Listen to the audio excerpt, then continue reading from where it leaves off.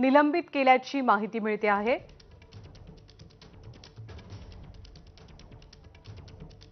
आज पुन्हा एकदा गोंधळी खासदारांवरती निलंबनाची कारवाई करण्यात आली। काल अनेक खासदारांचं निलंबन झाल्यामुळे आज विरोधकांनी संसदेबाहेर निदर्शनं केली आणि आज 49 लोकसभा खासदारांचं गोंधळी खासदारांचं निलंबन झालंय।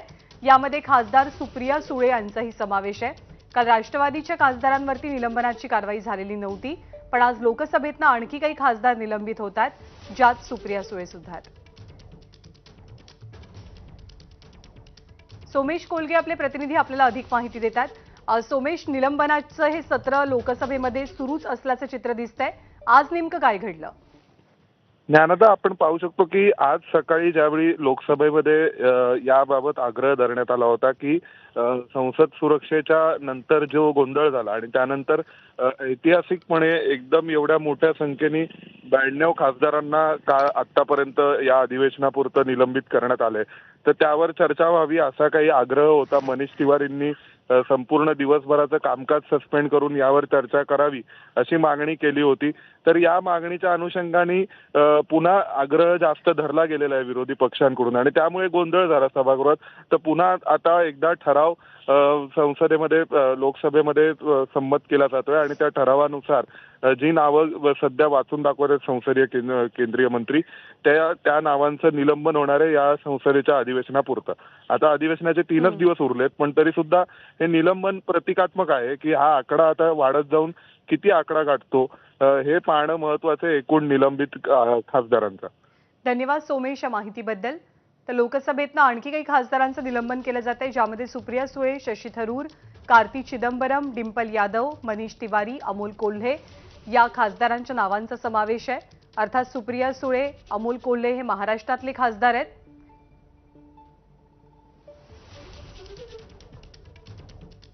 घोषणाबाजी करण्यात आली आणि वेलच्या परिसरात जाण्याचा प्रयत्न केला गेला, त्यामुळे गोंधळी खासदारांवरती कारवाई करून त्यांचं निलंबन झालंय।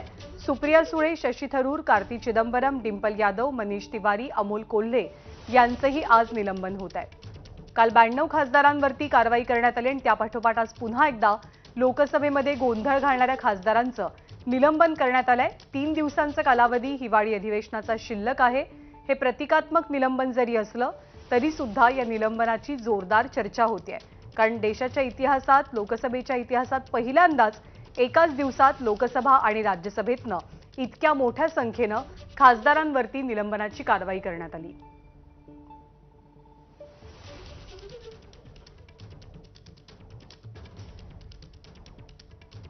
तर लोकसभेच्या गोंधळ घालणाऱ्या खासदारांवरती आजही कारवाई होते। पुन्हा एकदा आपण जाऊया, सोमेश कोलगे आपल्याला अधिक माहिती देतील। सोमेश, कालचं निलंबन, आजचं निलंबन, आज निदर्शनं सुद्धा विरोधकांनी केली, याचे पडसाद कसे उमटतात निलंबन सत्राचे?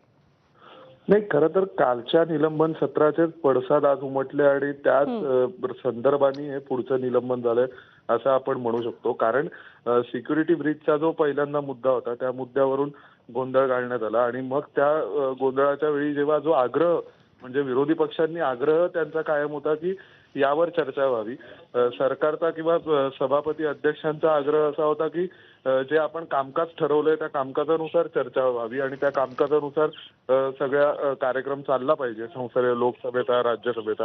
तर ते ऐकलं गेलं नाही, म्हणून लोकसभेमध्ये आपण पाहिलं की पहिल्या दिवशी 13 खासदार, त्यामध्ये पहिल्यांदा 14 खासदारांच्या नावाची घोषणा झाली, पण एक खासदार नजरचुकीने असं म्हणून त्यांचं एक नाव वगळण्यात आलं।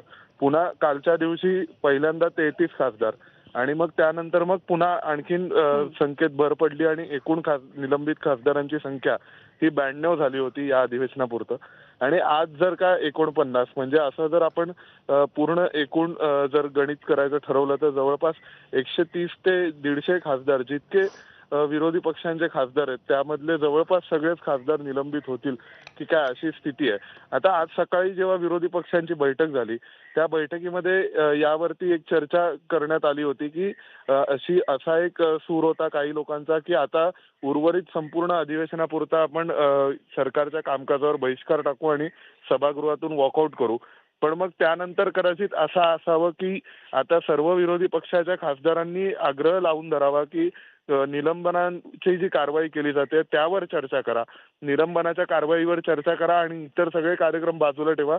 पहिल्यांदा या मुद्द्यावर चर्चा करा आणि ते झालं नाही तर पुन्हा शेवटी निलंबनाचं एकमेव जे आयुध आपल्या लोकसभेच्या मुद्दा जवळपास सभागृहामध्ये असतं ते 140-150च्या आसपास खासदारांचा आकडा जातो निलंबन झालेल्या.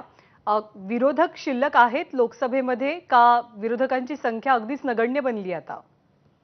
नाही, आता विरोधकांची संख्या अगदीच नगण्य आहे. म्हणजे हे पुन्हा तपासून पाहावं लागेल, कारण निलंबनाची जी प्रक्रिया आहे ती अशी असते की सर्वसाधारणपणे सभागृह अध्यक्षांकडून त्याच्या स्वरूपाचा रेफरन्स हा केंद्रीय संसदीय मंत्र्यांना दिला जातो. मग त्यानंतर केंद्रीय संसदीय मंत्री त्याविषयीचा ठराव सभागृहामध्ये मांडतात आणि नंतर तिथल्या तिथे मग सभागृहाच्यातून निलंबनाची कारवाई केली जाते. हा अधिकार अध्यक्षांचा असतो, पण अध्यक्षांच्या सल्ल्याने तो अधिकार वापरला जातो.